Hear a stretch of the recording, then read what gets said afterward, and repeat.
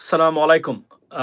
Ladies and gentleman এবং যত প্রবাসী আছেন সবাইকে আমার লাইভে আমন্ত্রণ জানাচ্ছি। ভেরি শর্ট টাইম বাট কিছু কথা বলা দরকার আম এই বিষয়ে। বিশেষ করে গতকালকে আ প্রবাসীদেরকে একজন প্রবাসীকে নরওয়ে থেকে আগত একজন প্রবাসীকে যে মারধর করা হয়েছে, নয়, মেরে আহত করা হয়েছে, রক্তাক্ত করা হয়েছে। আবারও বলি ভিডিওর শুরুতেই সেই সন্ত্রাসী আচরণের আনসার বাহিনী কর্তৃক গত ফেসিস্ট সরকারের আমলে নিয়োগপ্রাপ্ত সেই ফেসিস্ট আনসার বাহিনী কর্তৃক একজন প্রবাসীকে রেমিটেন্স যোদ্ধা এবং যাদের উপরে নির্ভর করে বাংলাদেশ দাঁড়িয়ে আছে সেই প্রবাসীকে রক্তাক্ত করার তীব্র নিন্দা, প্রতিবাদ এবং দৃষ্টান্তমূলক বিচার দাবি করতেছে। লেডিজ এন্ড জেন্টলম্যান, এই বিষয়টা নিয়ে অনেক অনেক মন্তব্য আসছে। আমাদের প্রবাসীদের কাছ থেকে অনেকেই বিভিন্ন ধরনের মন্তব্য করে যাচ্ছেন।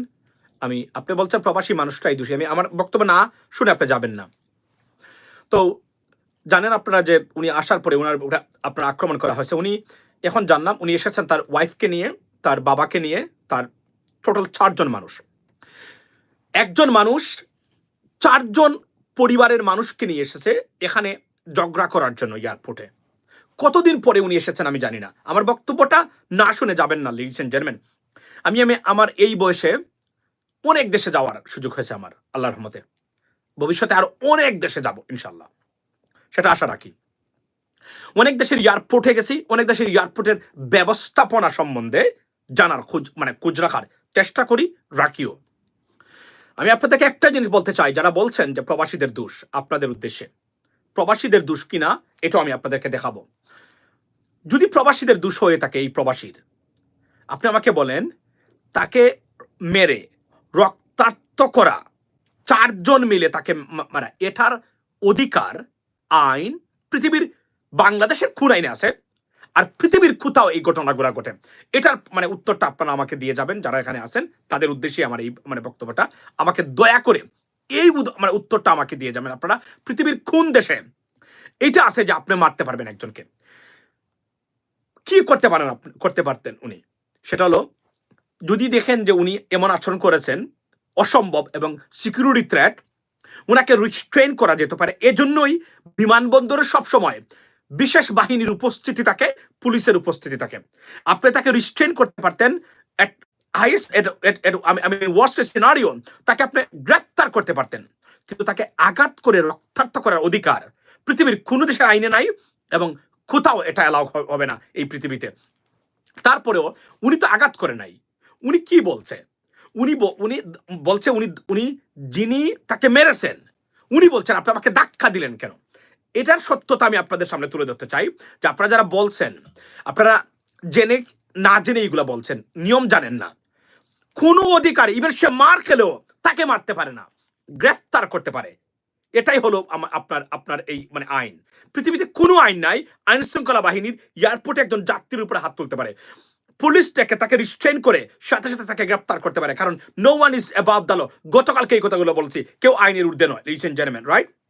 তো উনাকে তারা এই কাজটা করেছেন। আপনি দেখেন বিষয়টা,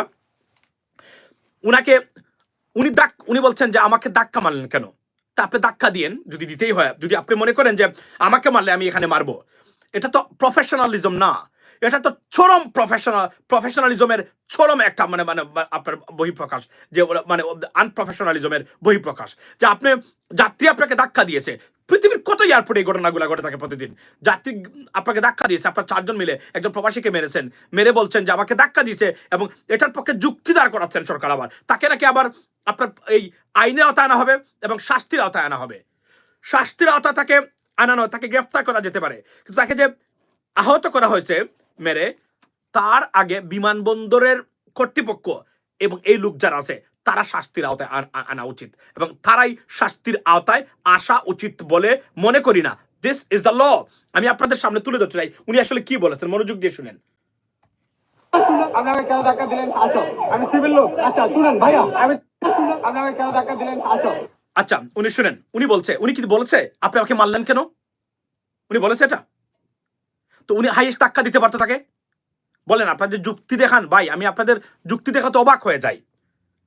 কিসের যুক্তি দেখান আপনারা? আমি আই হ্যাভ নো আইডিয়া। উনি ধাক্কা দিল না কেন? উনি কি বলেছে আমাকে আপনি মারছেন? আপনি আমার মুখে মারছেন। তার মুখ মেরে মুখের এটা জঘন্যতম এটা মানে একটা অ্যানিমেলের ব্যবহার। It is unacceptable.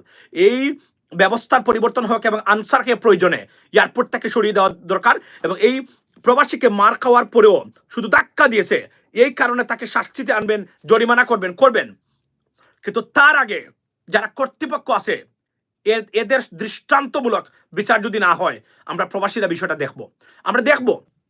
আমরা ভালো করে দেখব এটা কোথায় যাক, কোন জায়গা পর্যন্ত গিয়ে এটা ল্যান্ড করে সেটা আমরা দেখব। কারণ সে ধাক্কা দিয়েছে, আই আন্ডারস্ট্যান্ড দ্যাট, সে অপরাধ করেছে। আপনি তাকে রিস্ট্রেন করবেন, মানে তাকে আটকাবেন, যেহেতু এতজন আইন শৃঙ্খলা বাহিনীর সদস্য এখানে আছে, আর্মড পুলিশ আছে, এপিবিএন আছে, ব্যাটালিয়ন্স আছে, সব আছে এখানে, আর্মি পর্যন্ত এখন এই মুহূর্তে এয়ারপোর্টে আছে। আপনি তাকে মেরে তার ওয়াইফের সামনে, আর does it make sense? Common সেন্সের ভিত্তিতে লিডিস এন্ড জেন্টলম্যান, সে আসছে নরওয়ে থেকে তার বউ বাচ্চা বাবা সবাইকে নিয়ে এখানে মারামারি করার জন্য?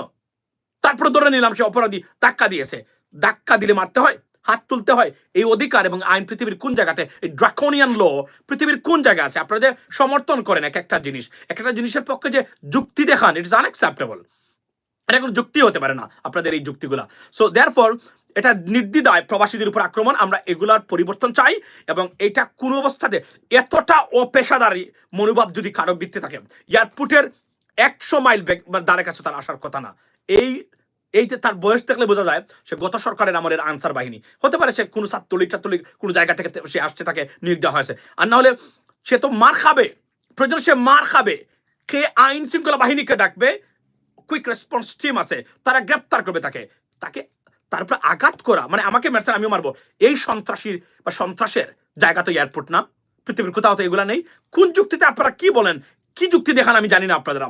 কোনো অবস্থাতেই জঘন্যতম অপরাধ এটা, মানে একজন যাত্রীর উপর হাত তোলা, তাকে ধাক্কা দিয়েছে, তাকে যদি আঘাত করতো তাকে গ্রেফতার করবেন, তাকে মারবেন না। এই আইন নাই আপনার পৃথিবীতে, আপনাকে মার খেতেই হবে। যদি আপনি তাকে গ্রেফতার করবেন, আইনে সুপোর্ট করবেন, তারপরে বাইলো যা যা দরকার তার শাস্তি হবে, জেল জরিমানা হলে সেটা হবে, কিন্তু আপনি আঘাত করতে পারেন না। এটা সমর্থন আপনারা যারা করেন, এর চেয়ে মূর্খতা আর হতেই পারে না পৃথিবীতে। That's the bottom line. Okay, তো আমার সময় শেষ, আমাকে এখন শেষ করতে হবে, কারণ আমি খুব কুইক ব্রেকে আসছি। বাস্তবতা হলো যে আপনি সে তার নিজের মুখের কথা, আমার সিসিটিভি দেখার দরকার নাই তো, আমি দেখবো কেন সিসিটিভি? আমি দেখেছি 5 বার, আমি শুধু তার বক্তব্যটাই নিচ্ছি, যিনি তাকে মেরেছেন বলছেন আমাকে ধাক্কা দিয়েছেন, আমি মেরেছি। ধাক্কা দিয়েছেন, আপনি ধাক্কা দিলেন না, এক ব্যাস যদি দিতেই হয়, আপনি তার মুখের উপরে আঘাত করছে, আপনার কি দেখা যায় আপনি কোনোভাবে আহত, কোনোভাবে কেউ মেরেছে, একটা কিছু তার মানে শরীরের উপরে লেগেছে? এগুলা কখনোই সমর্থন করবেন না, এগুলা আইন বিরোধী কাজ সমর্থন কখনোই করবেন না। এটা অনুরোধ করে গেলাম আমি আপনাদের সবার কাছে। ভালো থাকবেন, অন্য সময় মনে রাখবেন সেটা কাজ করেছে জঘন্যতম অপরাধ, তাকে সাসপেন্ড করে আইনের আওতায়, অনতি বিলম্বে আইনের আওতায়, he assaulted someone. It's an attempt of murder. Yes, definitely it's an attempt to murder. Definitely. এটার কোনো ধরনের আপনার এটার কোনো যুক্তি নাই। এবং এই ধরনের মানুষ সংস্থা এয়ারপোর্টে থাকতে পারে কিনা, এটাই এখন মানে আমি মনে করি this should suppose to be talked about it, because এই আনসার বাহিনী একটা ক্যান্সারের মতো সৃষ্টি হয়েছে বাংলাদেশে।